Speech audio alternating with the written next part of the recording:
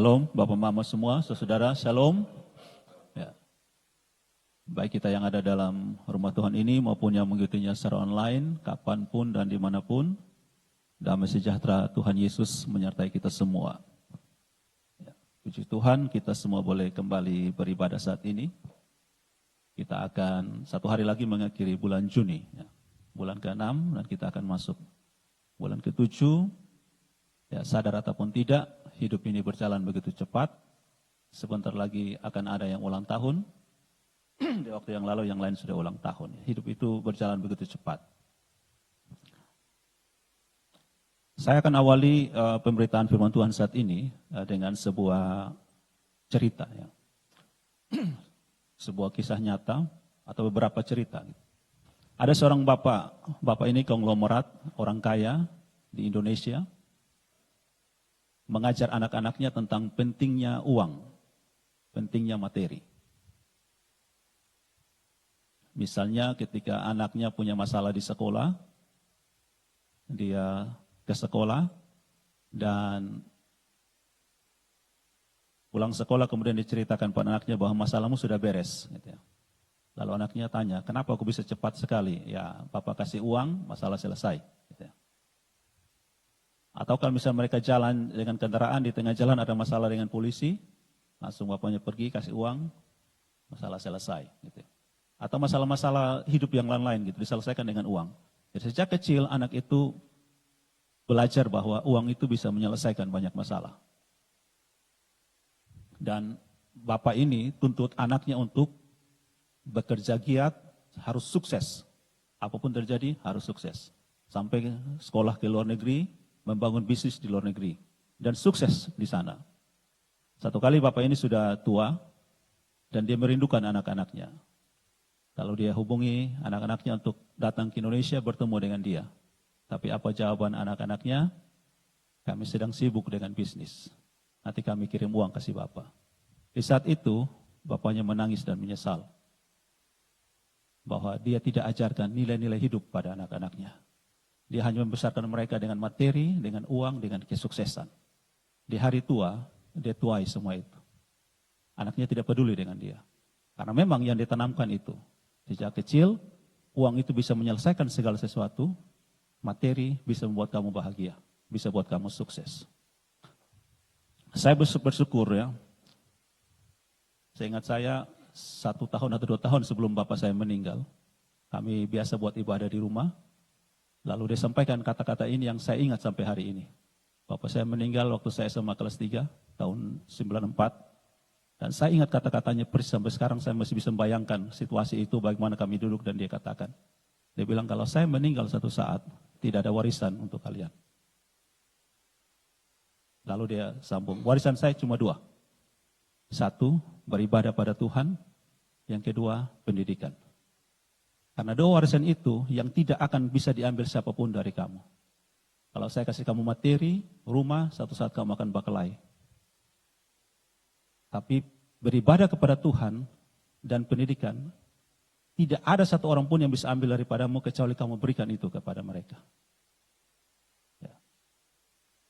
Tadi pagi, ya saya bersyukur ya, tadi pagi saya datang ke sini naik Grab. Pertama kali saya pesan, Grab yang 1, saya tunggu-tunggu hampir 2 menit, tidak bergerak-bergerak, hanya saya ganti Grab yang 1. Lalu Grab itu segera datang, ya saya naik. Ya karena saya biasa kalau ketemu orang baru, saya orang introvert, tapi kalau ketemu orang baru saya suka ajak bercerita, tanya-tanya. Ya saya tanya-tanya dia, ternyata saya tahu dia awalnya Kristen, tapi kemudian pindah aliran karena masalah keluarga. Kemudian dia Grab dari tadi malam sampai pagi ini belum tidur. Lalu saya kasih tahu, kerja-kerja ingat istirahat, ingat Tuhan juga, ini kan hari Minggu.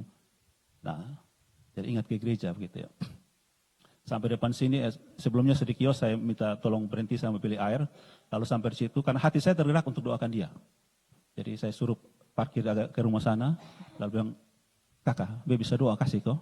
Dia, oh mari, dia senang hati dia doa. Saya doakan kasih dia, lalu saya ajak dia terima Kristus.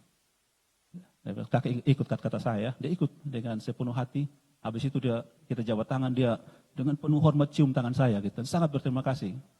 Air matanya mau jatuh gitu. Ya puji Tuhan gitu ya. Banyak hal dalam hidup kita ini, kita mengejar sesuatu yang sebenarnya pada akhirnya buat kita kecewa. Di samping itu, ada begitu banyak orang yang tekun beribadah, kelihatannya, saya katakannya, kelihatannya tekun berdoa, tekun membaca Alkitab, sekali lagi kelihatannya, rajin beribadah, tapi hidupnya penuh masalah, tidak habis-habisnya. Dan dia sendiri bingung, kenapa semua ini. Sehingga kadang-kadang dia merasa bahwa ibadah, bergereja, baca Alkitab, belajar firman Tuhan itu sesuatu yang tidak ada gunanya. Karena memang tidak berdampak apapun pada hidupnya. Sampai-sampai ada orang Kristen yang seperti itu, dia menjadi apatis. Apatis itu artinya acuh tak acuh dan tidak mau lagi ke gereja. Gitu. Karena semua yang dilakukan itu tidak ada gunanya. Dan kita bertanya, lalu untuk apa saya habiskan waktu ini? Sehingga orang yang bukan Kristen mengatakan orang Kristen itu adalah orang yang putus asa dan tidak berguna. Makanya dia habiskan hidupnya dengan beribadah. Lalu ada orang ateis yang mengatakan bahwa agama itu adalah candu masyarakat. Karena tidak ada gunanya. Nah, apa masalahnya? Dalam perenungan saya temukan bahwa ada satu masalah yang serius. Yaitu mereka menyembah Allah, tapi juga menyembah berhala dalam dirinya. Nah, hari ini kita akan melihat tentang hal-hal itu ya. Saya ajak kita membaca beberapa ayat firman Tuhan dari 2 Timotius pasal yang pertama, 2 Timotius 1 ayat 3-7, dan kita nanti lompat ke pasal 2 ayat yang kedua. Kita mulai dengan 2 Timotius 1 ayat 3 sampai yang ke-7. Ya. 2 Timotius 1 ayat 3 sampai 7, mari kita baca firman Tuhan ini bersama-sama. 1, 2, 3. Aku mengucap syukur kepada Allah yang kulayani dengan hati nurani yang murni, seperti yang dilakukan nenek moyangku. Dan selalu aku mengingat engkau dalam permohonanku, baik siang maupun malam. 4. Dan apabila aku terkenang akan air matamu yang kau curahkan, aku ingin melihat engkau kembali, supaya penuhlah kesukaanku. 5. Sebab aku teringat akan imanmu yang tulus ikhlas, yaitu iman yang pertama-tama hidup di dalam nenekmu Lois dan di dalam ibumu Eunike, dan yang aku yakin hidup juga di dalam dirimu. Karena itulah kuperingatkan engkau untuk mengobarkan karunia Allah yang ada padamu oleh penumpangan tanganku atasmu. Sebab Allah memberikan kepada kita bukan roh ketakutan, melainkan roh yang membangkitkan kekuatan, kasih, dan ketertiban. Kita loncat pasal 2 ayat yang kedua. 1, 2, 3. Apa yang telah engkau dengar daripadaku di depan banyak saksi, percayakanlah itu kepada orang-orang yang dapat dipercayai, yang juga cakap mengajar orang lain. Amin, amin. Demikian firman Tuhan. Ya, di dalam tema warisan iman orang tua, hari ini kita merenungkan warisan iman orang tua, kita akan lihat 2 poin. Ya. Warisan iman orang tua yang diteruskan orang tua kepada anaknya, apakah benar-benar murni menyembah Allah, atau ada termasuk di dalamnya menyembah berhala. Hari ini saya ajak kita semua untuk sungguh-sungguh merenungkan bagian itu, lalu mengoreksi kehidupan kita. Apakah iman yang saya teruskan sebagai orang tua kepada anak-anak itu iman yang murni menyembah Allah, atau di dalamnya ada penyembahan berhala? Mungkin juga kita bukan langsung orang tua yang punya anak, tapi mungkin kita seorang pemimpin, kita orang yang punya pengaruh. Ada orang yang kita pimpin, ada orang yang kita pengaruhi, bagaimana kita meneruskan hidup kita ke dalamnya. Karena dalam hidup ini, suka tidak suka, setuju tidak setuju, kita adalah pemimpin orang lain. Suka tidak suka, setuju tidak setuju, karena kita hidup bersosial, minimal ada satu orang yang memperhatikan hidup kita. Dan dia mencontohi cara hidup kita, entah itu baik, entah itu jahat. Nah, pertama, saya akan ajak kita untuk melihat warisan iman orang tua yang ada dalam Alkitab yang merupakan tradisi orang Yahudi. Kita semua tahu dalam Alkitab bahwa Allah yang disembah oleh orang Yahudi itu dikenal dengan 3 nama. Maksudnya tiga manusia ya, yaitu Allah Abraham, Allah Ishak, dan Allah Yakub. Dan kita tahu betul mereka ini adalah garis keturunan. Abraham memperanakan Ishak, Ishak memperanakan Yakub. Iman dari Abraham itu diteruskan kepada Ishak, dan Ishak meneruskannya kepada Yakub. Dan sampai hari ini, bahkan kita yang bukan garis darah langsung dari Israel, kita mengenal Allah Abraham, Allah Ishak, Allah Yakub. Mereka hidup bersama-sama, mereka hidup di satu tenda. Dan yang kedua, ya, jadi iman itu, sekali lagi sebelum ke poin yang kedua, iman itu dimulai dari dalam keluarga. Sekolah kehidupan dimulai dari dalam keluarga, termasuk iman, hidup beribadah. Dimulai dari dalam keluarga. Nah, di poin pertama ini, mari kita merenungkan, apakah benar-benar iman yang murni itu diteruskan? Yakub mengenal Allah Ishak dengan yang disegani oleh Ishak. Apakah anak-anak kita masih melihat bahwa kita ini benar-benar menyembah Allah atau tidak? Atau kita mengandalkan yang lain? Dalam ilustrasi saya yang pertama, anak-anak itu mengenal orang tuanya dalam hanya sukses dengan materi dan uang. Dan itulah yang bapaknya tuai. Ketika kamu tua, kamu butuh anak-anakmu, mereka tidak peduli denganmu. Karena itu yang kamu ajarkan. Apa yang kau tabur, itu yang kau tuai.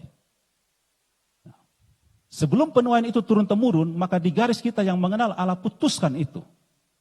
Kalau tidak diturun-temurun, dalam Keluaran 20 Allah bilang, dia balaskan kepada keturunan ketiga dan keempat. Mereka yang tidak menghormati aku, sampai keturunan 3 dan 4. Tapi bagi mereka yang takut akan Tuhan, itu beribu-ribu keturunan, Tuhan tunjukkan kasih setianya. Jadi di masa kita, ketika kita mengenal kebenaran, putuskanlah itu dalam nama Tuhan Yesus. Kalau tidak, keturunan kita akan menuai terus. Apa yang kita wariskan? Nah, pertama, warisan iman orang tua itu. Lalu yang tadi ayat yang kita baca, 2 Timotius 1 ayat 5. Paulus menuliskan kepada Timotius, dia bicara tentang warisan iman. Dia bilang begini, 2 Timotius 1 ayat 5. Yang pertama-tama, sebab aku teringat akan imanmu yang tulus ikhlas. Iman yang tulus ikhlas, dia bilang apa? Iman yang pertama-tama hidup dalam nenekmu Lois. Lalu iman dari nenekmu Lois itu diturunkan kepada mamamu Eunike. Dan iman yang ada dari Lois turun ke Eunike, Eunike teruskan kepada anaknya Timotius. Padahal Timotius punya bapak itu orang Yunani. Kita bisa katakan bukan Kristen, tidak mengenal Kristus. Entah bapaknya ini convert masuk ke agama Yahudi atau tidak, kalaupun itu terjadi, itulah kekuatan iman yang Tuhan anugerahkan melalui Lois dan Eunike. Ataupun mungkin tidak, bapaknya tetap tidak menyembah Allah, Elohimnya orang Israel, tapi pengaruh bapaknya dalam ibadah penyembahan berhala itu tidak sekuat iman dari Eunike. Sehingga Timotius mengenal kebenaran.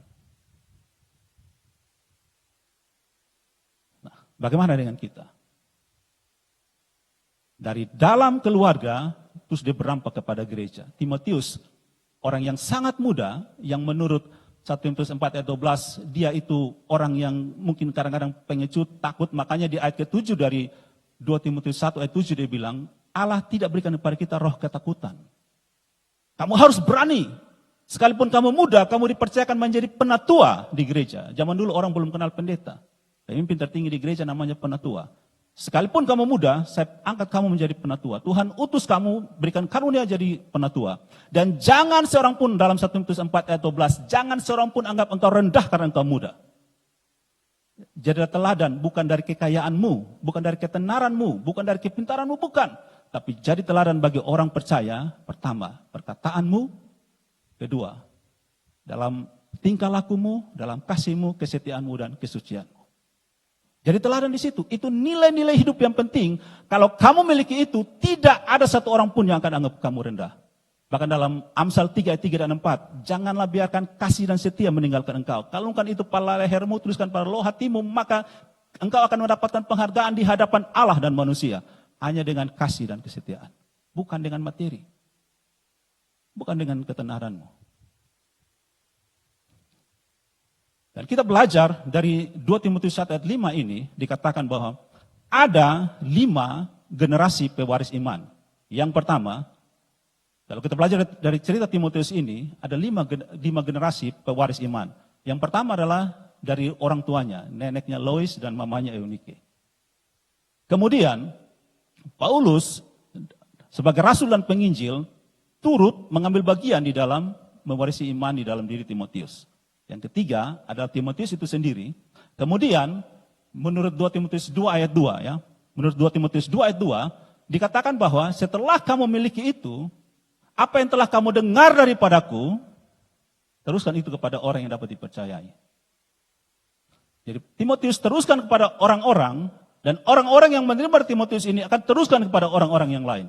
Itulah lapisan iman. Nah, kita melihat ini hal yang sangat penting. Ini dalam kebenaran, tapi bagaimana kalau kita bayangkan itu satu hal yang negatif. Kita terima dari orang tua kita hal yang negatif, penyembahan berhala. Lalu kita teruskan kepada orang lain, orang teruskan lagi, maka akan berlipat kali ganda penyembahan berhala itu. Nanti di bagian-bagian berikut saya akan bagi dengan kita apa yang saya sedang omong tentang penyembahan berhala ini. Nah, sekarang makna yang mendalam ini adalah dikatakan gini, apa yang telah kamu dengar daripadaku. Ini seperti perkataan orang tua kepada anaknya.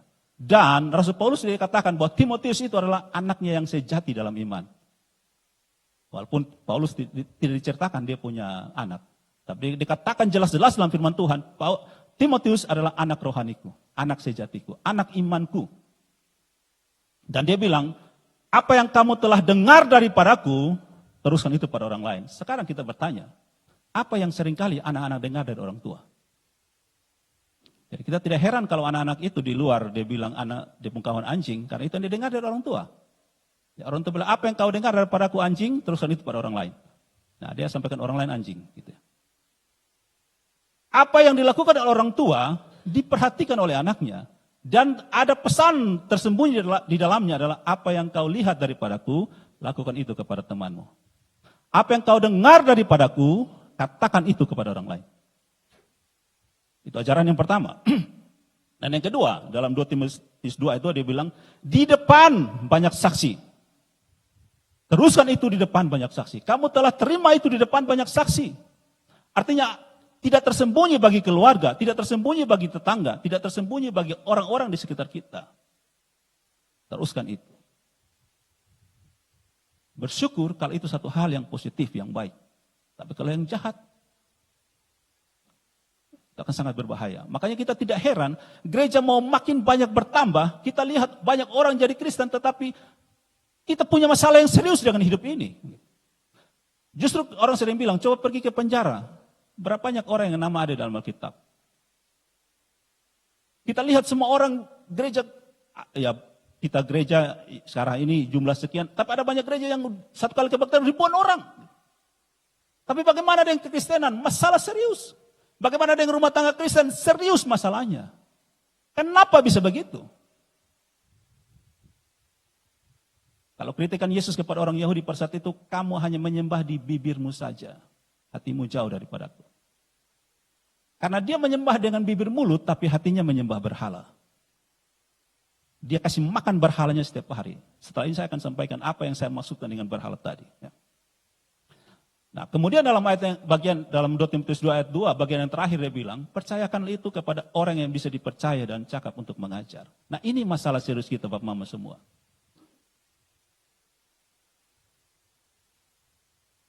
Kita punya masalah dengan kepemimpinan. Mau pemimpin gereja, pemimpin sekolah, pemimpin keluarga, pemimpin rumah tangga, pemimpin tempat pekerjaan. Banyak sekali masalahnya. Kenapa? Karena kita tidak bisa jadi orang yang bisa dipercaya. Mungkin kita bisa dipercaya, tapi kita tidak cakap untuk mengajar. Hidup ini butuh pengajar. Karena satu-satunya cara mengubah cara berpikir orang adalah dengan mengajar. Makanya Yesus, sekalipun dia bangkitkan orang mati, sangat spektakuler mujizatnya. Lazarus 4 hari mati dia bangkitkan. Tapi Yesus lebih dikenal dengan guru, pengajar, rabi. Karena mengajar itu sangat penting. Nah, pertanyaan yang serius, berapa banyak orang tua yang ajar anak-anaknya? Berapa banyak pemimpin di gereja yang benar-benar mengajar orang-orang yang dia pimpin? Berapa banyak pemimpin di kantor, di perusahaan yang benar-benar ajar orang yang dia pimpin? Susah sekali. Mengajar itu penting. Bagikan mimpi-mimpimu kepada anak-anakmu. Bagikan visimu tentang keluarga, tentang Kristus kepada anak-anakmu. Bagikan mimpimu kalau kamu pemimpin di tempat kerja, bagikan mimpimu tentang kantor ini, tentang perusahaan ini kepada orang yang kamu pimpin. Ajar itu. Gereja punya 2 masalah serius. Orang rajin beribadah tapi pencuri terus, tidak bisa dipercaya. Korupsi terus, tidak bisa dipercaya. Beribadah terus tapi tidak bisa mengajar orang lain. cukup percaya diri untuk mengajar orang lain, karena tidak mau belajar. Yesus panggil orang-orang yang diikut dia itu disebut murid. Dan di akhir hidup sebelum dia naik ke surga, sebelum dia tinggalkan bumi ini sebagai manusia, dia naik ke surga, dia bilang muridkanlah orang lain. Disiplinkan, disciple. Make a disciple. Nah masalah kita punya masalah serius di situ. Jadi jangan heran gedung gereja mau bertambah, orang datang gereja mau bertambah, tapi tetap hancur. Karena dua hal penting dalam kekristenan dalam hidup ini tidak dilakukan. Tidak bisa dipercaya, tidak bisa mengajar. Bertambah lagi dalam rumah tangga, suami tipu istri, istri tipu suami, orang tua tipu anak-anak, tipu orang tua, kacau habis. Tidak bisa dipercaya. Poin yang kedua, saja kita masuk kepada warisan menyembah berhala. Penyembahan kepada Allah versus penyembahan berhala. Setiap hari, Bapak Mama semua, saudara, kita ini menghadapi pergumulan eksistensial. Saya minta izin sampai kata ini dan saya akan jelaskan. Apa yang saya maksud dengan eksistensial? Anak-anak muda biasa begini, supaya eksis toh. Mari kita update status biar eksis. Apa itu eksis? Eksis itu artinya berada. Ada nih, ini ada nih, saya ada nih. Kita eksis. Kita punya pergumulan eksistensial. Kita punya pergumulan keberadaan. Apa itu? Nanti saya jelaskan. Apa yang saya maksud dengan itu? Tapi sebelum saya jelaskan apa yang saya maksud dengan eksistensial, saya mau katakan begini. Bagi orang tua, terutama bagi anak-anak muda, remaja, kalau kamu tidak sungguh-sungguh memikirkan hal eksistensial ini di masa mudamu ataupun di masa kini, maka hari-hari esok atau di masa tuamu nanti kamu akan dipaksa oleh hidup ini memikirkan hal-hal yang tidak perlu. Kamu akan sibuk dengan hal yang tidak perlu. Saya kasih contoh, ini yang Yesus ajarkan di dalam Matius 6, tapi Yesus mengajarkan dengan pendekatan yang berbeda. Dia bilang begini, mengapa kamu khawatir? Untuk apa kamu khawatir? Kamu sibuk cari makan, minum, pakai, terlihat penting, tapi bagi Yesus itu tidak penting. Kenapa? Karena sebagai kamu manusia, kamu tidak mungkin dibandingkan dengan bunga rumput dan burung di udara. Burung di udara itu harganya cuma 2 peser. Harganya murah sekali, murahan. Kamu jauh lebih mahal. Kamu adalah mahkota dari segala ciptaan. Tapi kamu bikin dirimu lebih rendah dari burung pipit dan bunga di padang yang pagi dia mekar, kamu kagumi, kamu datang sore dia mati kering. Kenapa? Karena kamu sibukkan dengan hal-hal yang tidak eksis, tidak buat kamu eksis di hadapan Allah. Apa yang buat kamu eksis di hadapan Allah? Cari dahulu kerajaan Allah dan kebenarannya. Itu yang eksis. Setiap hari pikir itu, Tuhan bagaimana saya berkenan kepadamu. Kebenaran yang Yesus omong, saya pernah sampaikan di sini. Kebenaran yang Yesus omong di dalam Matius 6 ayat 33 adalah dikaiosonai, bukan aletheia. Aletheia itu Yesus bilang, akulah aletheia. Tapi yang dia omong, carilah kebenaran Allah, dikaiosonai, itu adalah usahakan hidupmu berkenan kepada Allah. Itu dikaiosonai. Setiap hari pikir, saya sebagai anak, bagaimana saya hidup berkenan kepada Allah. Saya sebagai orang tua, apa yang Allah perkenankan saya lakukan. Yang saya omong, anak-anak saya apa. Gitu. Saya sebagai pekerja di kantor, saya butuh uang Tuhan. Tapi jangan rendahkan dirimu dengan uang. Kamu lebih mahal dari uang. Cari kerajaan Allah. Saya kerja di sini untuk apa Tuhan? Bagaimana melalui pekerjaan ini saya memuliakan Engkau? Saya dapatkan kerajaanmu. Bagaimana melalui kerja ini? Saya sebagai pembantu di rumah. Saya sebagai sekretaris bos. Saya sebagai manajer. Saya sebagai kepala sekolah. Sebagai guru. Apa yang harus saya kerjakan untuk berkenan kepadamu? Saya dulu di sekolah. Saya bilang kepada guru-guru. Sekalipun orang yayasan. Sekalipun pemilik yayasan ini datang di sekolah. Jangan ubah apapun. Orang kan biasa kalau bos datang dia ubah semua. Nanti habis bos pergi dia kasih kembali semua barang. Bilang tidak boleh. Apa yang kamu kerjakan setiap hari seperti itu. Supaya orang tahu kamu kerja seperti apa. Tak usah tipu-tipu. Apa adanya. Carilah hidup yang berkenan kepada Tuhan. Sekali lagi saya mau katakan. Kita orang tua terutama anak muda remaja. Kalau kamu tidak sungguh-sungguh pikirkan ini. Maka hidupmu akan diseret oleh kehidupan ini. Pikirkan hal yang tidak perlu. Akibat kamu pikirkan hal yang tidak perlu. Kamu khawatir setiap hari. Karena kamu sibuk dengan hal yang tidak perlu. Sekali lagi, semua manusia mengerti makan, minum, pakai itu penting. Makanya sering mereka bilang saya cari kerja untuk cari nafkah, cari hidup, cari segala macam. Sampai-sampai cari muka, padahal muka sudah ada. Tapi Yesus bilang semua itu tidak penting. Tidak penting, yang kamu cari tidak penting. Kenapa? Kalau kamu cari itu, kamu sama dengan orang-orang yang tidak mengenal Allah. Orang-orang yang tidak mengenal Allah pun sibuk cari itu. Gitu ya. Nah, apa contoh pergumulan eksistensial? Saya mau sampaikan bagian ini. Apa yang saya maksud dengan eksistensial? Keberadaan itu apa? Yang pertama, pergumulan tentang identitas. Gitu. Identitas. Contoh apa? Bayangkan begini. Jikalau saya tanpa peran yang saya lakukan sekarang, misalnya kalau saya sekarang bukan kepala kantor, saya sekarang bukan pegawai, saya sekarang penganggur, saya tanpa prestasi apapun, tanpa relasi dengan siapapun, tanpa luka-luka yang sedang saya alami saat ini, saya ini siapa? Sebenarnya saya siapa? Apakah saya terkenal karena saya punya jabatan? Sehingga ketika saya tidak punya jabatan, saya stres. Ada seorang direktur, tiba-tiba dipecat, jadi penganggur, dia stres. Padahal sama-sama di belakang. Direktur, penganggur, sama-sama tapi dia stres. Karena dia merasa saya tidak berarti kalau saya bukan direktur. Saya kepala sekolah turun jadi guru, saya stres, saya malu ketemu dengan guru-guru. Tanpa semua itu saya ini siapa? Ini adik-adik yang menari nanti biasa tamborin di sini. Lalu mulai minggu depan, Om Billy sebagian bilang, mulai minggu depan tidak ada penari tamborin. Lalu mereka bilang, lalu kami apa? Masa kami cuma duduk tangan-tangan tiap hari orang nonton kami, lihat kami menari, terus sekarang kami apa? Kita punya masalah identitas di situ. Ada orang pacaran tiba-tiba diputus, dia stres. Wih, orang jalan bagandeng tangan, beta jalan tangan-tangan sendiri. Kita punya masalah di situ. Yang kedua, eksistensial dalam hal masa makna hidup. Untuk apa saya hidup? Apakah hidup saya berarti atau tidak? Apakah ada yang benar-benar orang mengasihi saya atau tidak? Saya dikenal dan dikasihi atau tidak? Kita punya masalah serius itu. Apa makna hidup saya? Gitu. Oh ini kayaknya Bapak tua hanya sayang dengan kakak saya. Kok beta sontoy? Beta ini anak kandung, kok anak tiri?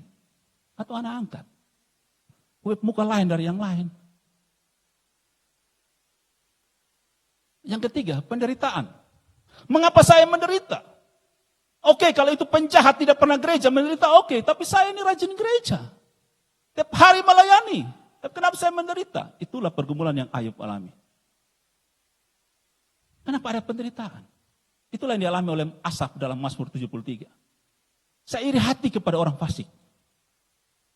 Mengapa menderita Tuhan? Mengapa saya? Mengapa bukan dia? Kenapa orang baik mati cepat, tapi orang jahat hidup terus Tuhan? Yang berikut, kematian. Apa yang terjadi setelah kematian?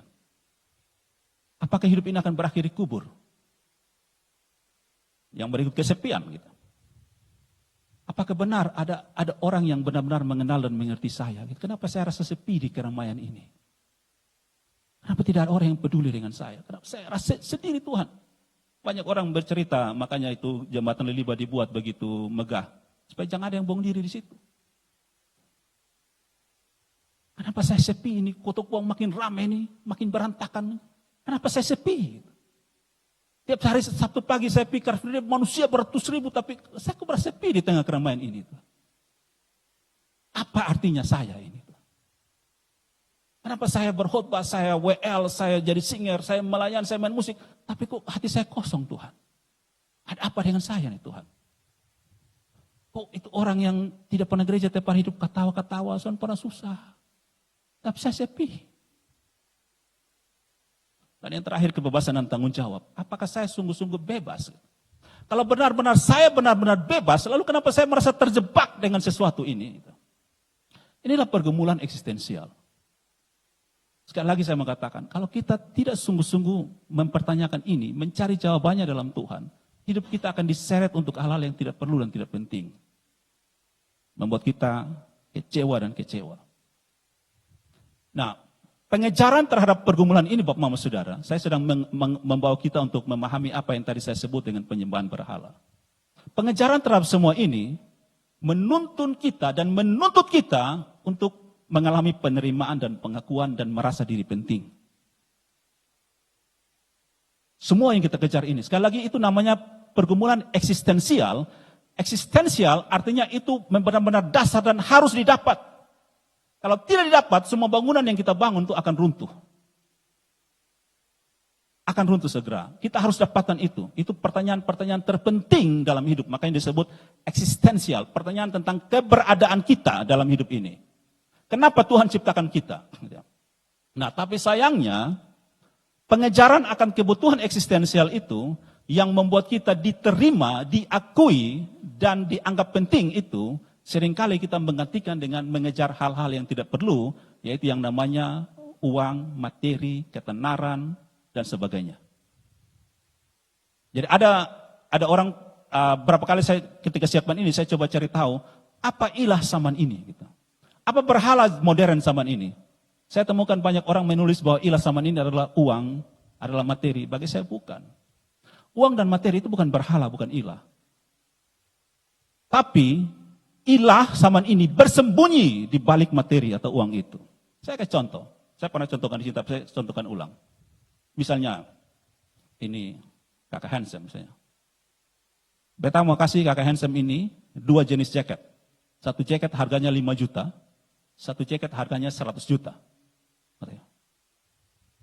5 juta, itu syaratnya bisa dipakai kapanpun, dimanapun. Kasih tunjuk semua orang. Dia pun jaket 5 juta dapat dari Pak Grabber. Yang kedua, jaket 100 juta. Tapi syaratnya, disimpan dalam lemari paling bawah, tidak boleh kasih tahu siapapun, tidak boleh dipakai dimanapun, tidak boleh ada orang yang tahu. Nah, kakak handsome mau jaket yang 5 juta, kok 100 juta? 5 juta, ya kan? Itulah kita.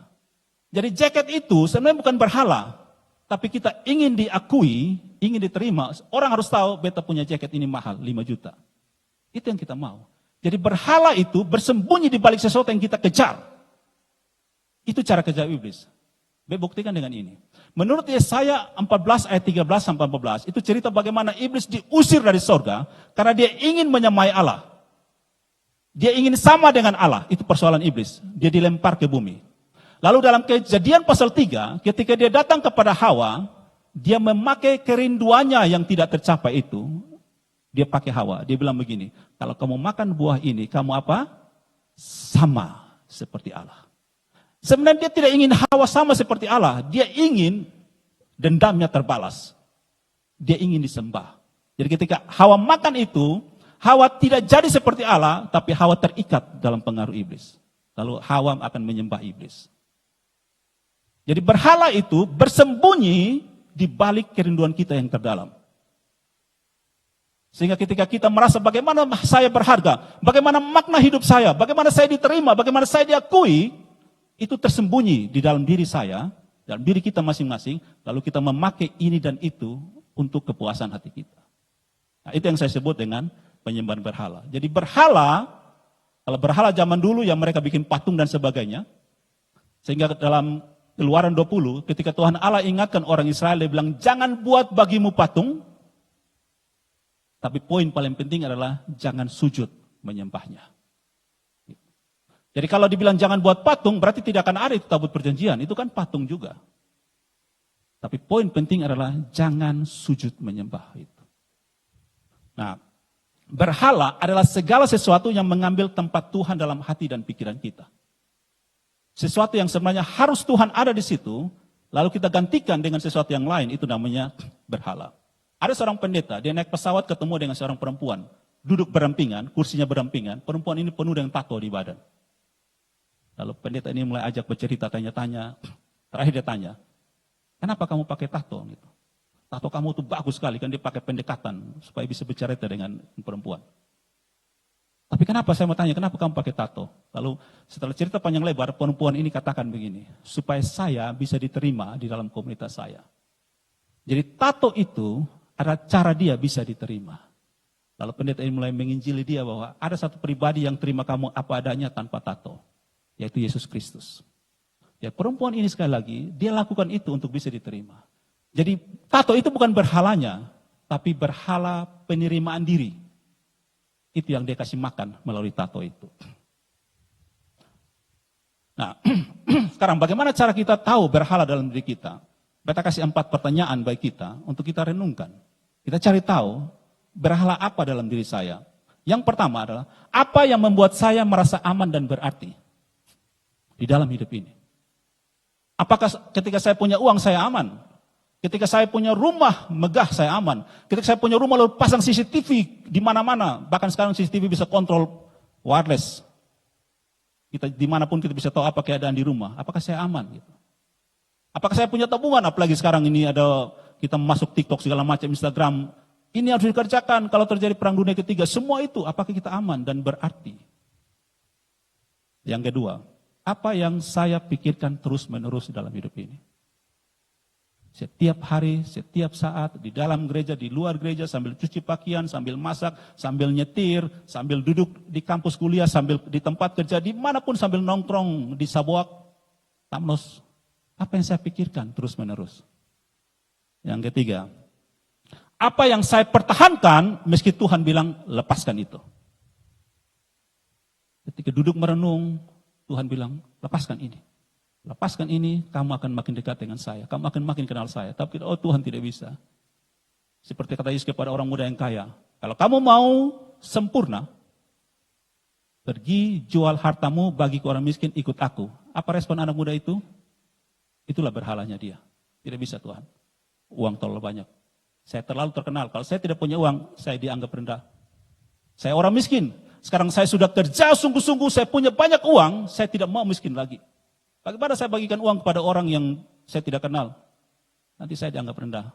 Dulu saya miskin, orang hina-hina saya, orang bully saya setiap hari. Sekarang saya sudah sukses. Dulu saya miskin, saya datang di mantan saya, dia olok-olok saya. Sekarang saya punya mobil, saya mau ke rumah dia untuk kasih tunjuk.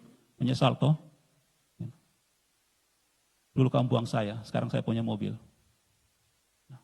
Apa yang Tuhan suruh kita lepas, tapi kita pertahankan. Yang keempat, apa yang membuat saya marah, takut, atau hancur saat saya kehilangan itu?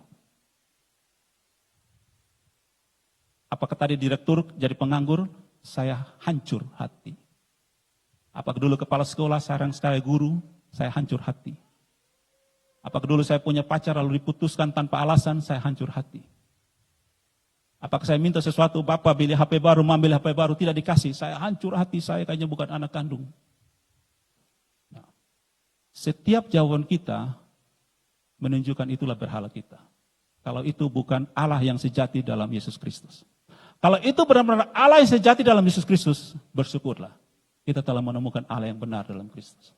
Tapi kalau bukan, hati-hati itu yang membuat kita tekun beribadat.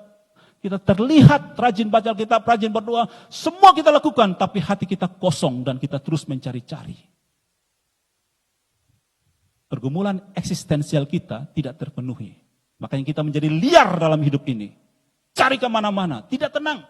Seperti kita scroll ini TikTok, scroll, tapi tidak ada satupun tayangan yang buat kita puas dan kita nonton sampai selesai. Kita kalang kabut, bingung. Punya TikTok, punya Instagram, punya YouTube, punya FB, apalagi Twitter segala macam, tapi tidak tenang, tidak happy. Stres dalam hidup ini. Cari follower sebanyak-banyak. Upload tadi malam, pagi bangun cek, tidak ada yang like. Saya tidak berarti. Update status, tidak ada yang kasih respon. Apa arti hidup saya tuh? Lalu bawa HPP counter, tolong periksa dong sampai HP rusak. Kenapa? Soalnya ada yang hubungi beta subuh 1 minggu. Rasa tidak berarti. Ada seorang suami bicara dengan istri. Omong-omong, suami cerita beta punya masalah di kantor. Dia curhat dengan istrinya. Lalu istri kasih nasihat dia. Terlihat seperti nasihat. Papa harus hati-hati. Yang sampai orang ini bisa bikin begini. Suami langsung bangkit, bangun, pukul meja dan marah. Lalu bilang apa? Kamu kira beta takut dengan itu orang? Istri kaget. Kok kata om beta tiba-tiba lu marah-marah? Ternyata apa? Suami itu punya berhala adalah berhala dia sejak dia remaja, dia hapus kata takut dalam dirinya. Jadi dia tidak takut dengan siapapun. Jadi kalau orang omong singgung dengan dia punya ketakutan, kemarahannya naik. Itulah yang buat dia marah. Ada seorang penyanyi rohani di Amerika, namanya Anna. Dia melayani Tuhan dengan sepenuh hati, suaranya sangat bagus, dikagumi. Setiap kali kalau dia menyanyi, orang tepuk tangan. Tiba-tiba satu kali dia punya masalah di tenggorokan, pergi ke dokter, dokter bilang pita suaramu sobek, rusak. Kamu harus berhenti menyanyi untuk jangka waktu lama, bahkan kamu tidak bisa bernyanyi semerdu sebelumnya. Kalau setiap hari dia duduk di kamar, tatap ini dinding kosong, lalu bertanya, apa arti hidup saya? Kalau saya tidak bisa bernyanyi lagi. Tidak ada orang yang tepuk tangan dengan saya. Jadi sebenarnya, perlahan demi perlahan, dari hati yang tulus menyembah Allah, menjadi pencari tepuk tangan orang. Jadi dia semakin terkenal, iblis mendorong dia untuk mencari pengakuan dari suara kamu. Ketika beberapa waktu dia duduk sendiri di kamar, dia punya teman pelayanan datang, cerita ke dia. Mungkin saat ini, temannya bilang begini, dalam masa pemulihan itu ya, temannya datang dan bilang gini, mungkin Tuhan sedang mengambil sementara apa yang kamu cintai, supaya kamu ingat bahwa Tuhanlah yang harus paling kamu rindukan. Mungkin selama ini kamu tidak menyadari bahwa kamu telah haus pengakuan dari manusia daripada Tuhan.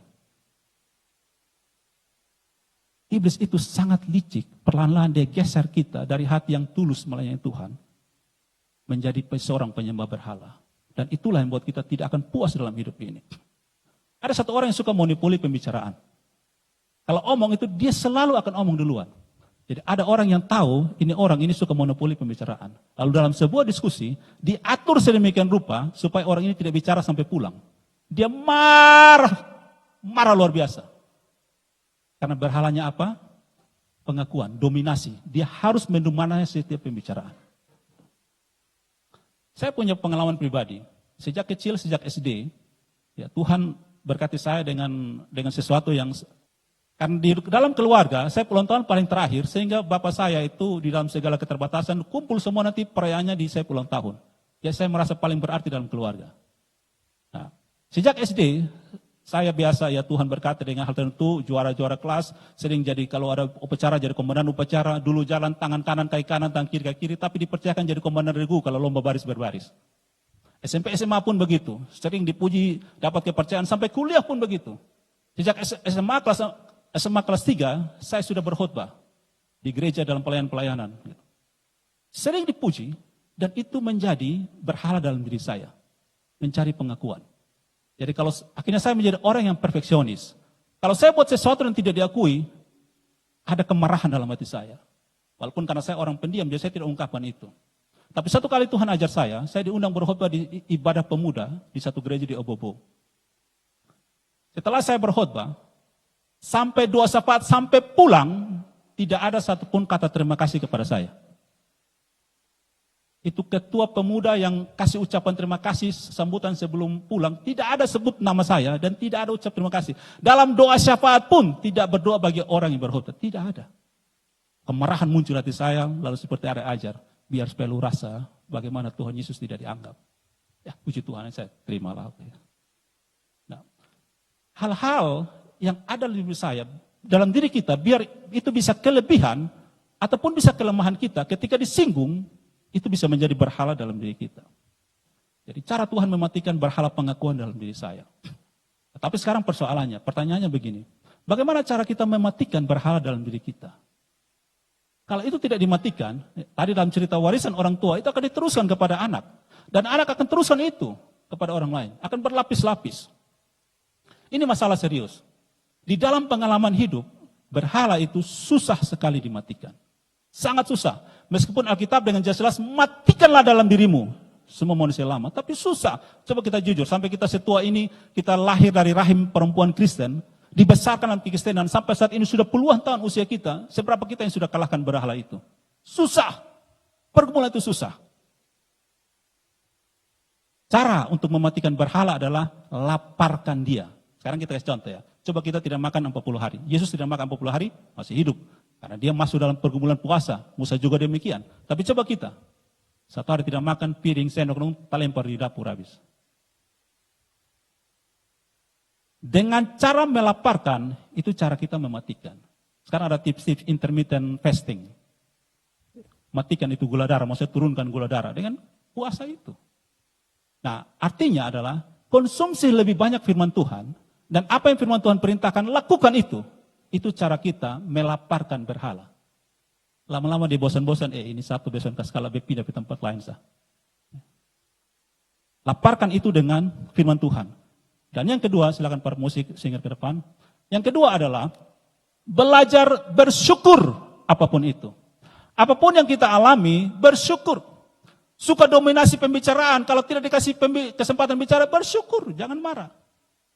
Kita punya yang tadi, kita merasa bahwa kita sanggup, kita mampu, lalu ketika kemampuan kita itu disinggung, dan kita tersinggung, bersyukur, jangan lawan.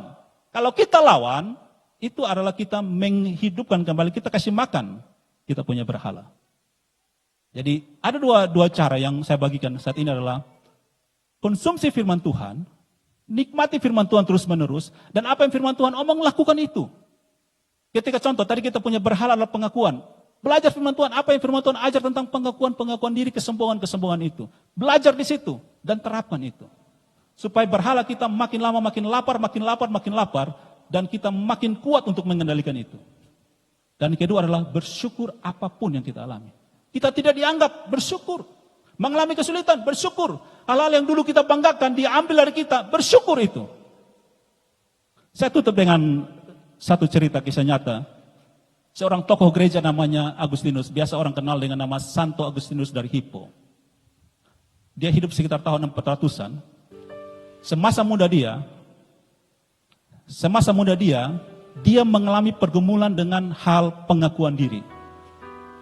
Dia orang yang sangat pintar, sangat cerdas, dan sejak usia remaja, dia 13 tahun hidup dengan perempuan tanpa menikah, sampai punya anak. Dia pintar, dia hidup mengejar kepuasan dengan seks, dengan karir, jago berpikir filsafat gitu. Tapi hatinya tetap kosong. Dan kekosongan itu sekali lagi dia isi dengan kepuasan seksualitas. Dia punya mama, dia punya bapak itu bukan orang yang takut Tuhan, bukan orang Yahudi, bukan orang Kristen. Tapi mamanya orang yang takut Tuhan dan bertahun-tahun, puluhan tahun berdoa supaya Agustinus bertobat dan menjadi seorang hamba Tuhan, menjadi pendeta, menjadi bishop, menjadi pastor. Dia berdoa puluhan tahun. Sampai usia 31 tahun, Agustinus bertobat dan serahkan hidupnya pada Tuhan. Kalau Bapak Mama coba ada waktu untuk browsing, cari tahu tentang Santo Agustinus dari Hippo. Itu ada kisah nyatanya. Lalu ketika dia bertobat, dia menulis satu buku namanya Confession, buku pengakuan. Dia tulis bilang begini, "You made us for yourself and our heart is restless until it rests in you." Dia bilang, "Engkau telah ciptakan kami bagimu. Kau ciptakan kami bagimu dan hati kami tidak tenang sampai ia beristirahat dalam Engkau." Tuhan telah ciptakan kita untuk Dia. Dan hati kita tidak akan tenang sampai kita menemukan istirahat dalam Dia. Itulah kenapa Yesus sebut dia omong dalam Matius 11 ayat 28. "Marilah datang kepadaku kamu semua yang letih lesu dan berbeban berat. Aku akan berikan istirahat bagimu. Aku akan berikan sentosa, kelegaan bagimu." Nah, jadi bagian akhir dari apa yang saya mau katakan ini adalah kita punya pergumulan eksistensial, keberadaan diri kita mencari-cari makna hidup kita dan semua itu, tapi kita hanya temukan dalam Yesus Kristus. Belajar firman Tuhan, taati itu untuk mematikan semua berhala dalam diri kita. Sekali lagi kita mau katakan dalam nama Tuhan Yesus tidak mudah. Kita jauh lebih mudah berdoa, jauh lebih mudah baca Alkitab, jauh lebih mudah bergereja daripada matikan berhala itu. Itu pergumulan sepanjang hidup sampai kita mati. Tapi kalau kita kasih dia makan tiap hari, kasih dia makan, dia akan makin besar dan tekan kita tidak bisa apa-apa. Tapi kita laparkan dia sampai dia kurus kering, sekali kita bentak dia pergi. Nah, supaya jiwa kita, roh kita kuat dalam firman Tuhan, orang bilang firman Tuhan itu makanan bagi jiwa, makanan bagi roh kita. Kasih makan terus, dan taati itu, dan bersyukur apapun yang kita alami. Bersyukur. Dan kalau itu terjadi dalam orang tua, itu yang akan diwariskan kepada anak cucu. Dan anak cucu kita akan terus menerus wariskan itu pada orang lain. Dan akan makin banyak orang yang bersyukur kepada Tuhan. Mari kita akui dengan sepenuh hati, kita katakan, Yesus, Engkau yang terutama dalam hidup kami.